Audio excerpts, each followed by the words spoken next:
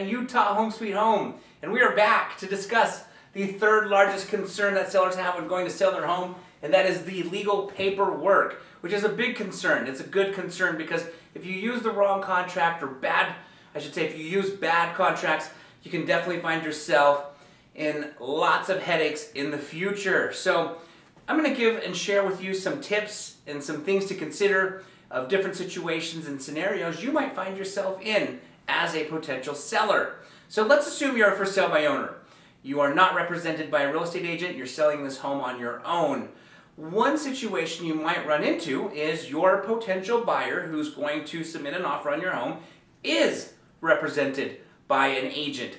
And so the offer that you're going to receive is most likely going to be given to you on a good contract. Most real estate agents use the REPC, which is an acronym for the real estate purchase contract, which is a good contract. However, like any contract, it can be written out in one person's favor versus the other.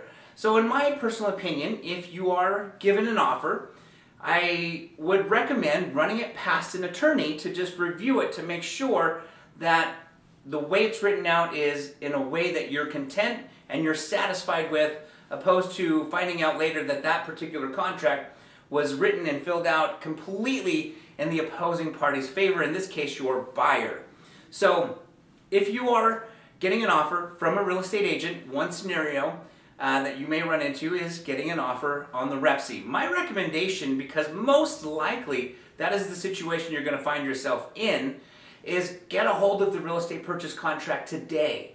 Get a hold of one of those now and read through it, familiarize yourself with it, so when you do get an offer on that particular contract, you'll have a good idea if that's a good offer or maybe not such a good offer. Okay, so another situation you might find yourself in when going to sell your home is you're dealing with a buyer who is not using a real estate agent, and of course we already discussed that neither are you.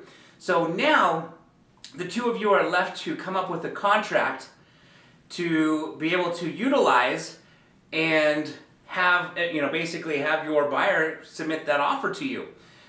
I don't think, in my personal opinion, it's a good idea to run down to one of those office kind of stores and buy a templated purchase agreement, because they don't typically have a lot of the information filled into that particular contract. You are going to be left to fill in a lot of the information between the negotiations between you and your buyer into that contract. So it makes for a tricky contract because sometimes you don't know what to put in there. If that's the case, if you find yourself dealing with a buyer who's not represented by an agent, and you of course are not represented by an agent, so most likely you're not going to be receiving an offer on the real estate purchase contract, I would recommend heading down to a real estate attorney, discussing with them what you're trying to do, your goals with the particular property, and have him fill out and create a real estate purchase contract for you that you can now give to your prospective buyers to fill out. Once they fill that out, of course, at that particular point, you can take it to your attorney for review. So that's another situation that you might find yourself in, utilizing an attorney to write up the paperwork because you don't have an agent and your buyer doesn't have an agent.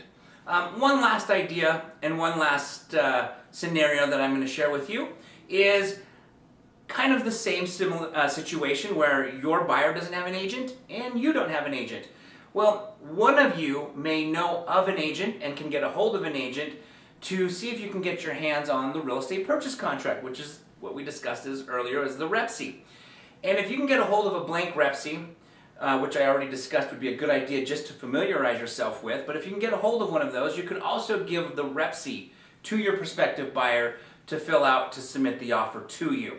That particular contract's already written, you just got to get one, review it, give it to your buyer, let them fill it out, and then of course, if needed, it may still be a good idea to run that by an attorney to make sure that the way your buyer filled out the REPC is still something you're satisfied with and not 100% in their favor. Alright, I hope you guys found this video helpful, kind of a few tips and things to think about as you pursue the ventures of selling your home.